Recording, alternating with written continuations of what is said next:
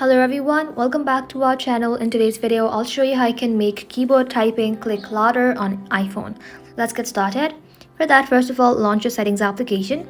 And just like that, inside settings, scroll below, then tap on sounds and haptics. Just like so, scroll below again, then tap on keyboard feedback.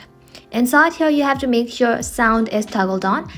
And for a strong typing feel, also toggle on the haptic feedback as well. Once done, head back to your home screen. And now, simply increase your iPhone's volume using the side buttons. The keyboard click sound is tied to your system volume, so the higher the ringer and alert volume is, the louder the clicks. Now you can open any messaging app and go to a conversation and then start typing. You should hear the keyboard typing clicks louder than before, along with the optional haptic feedback. That's it. That is simply how you can make your keyboard typing clicks louder on your iPhone.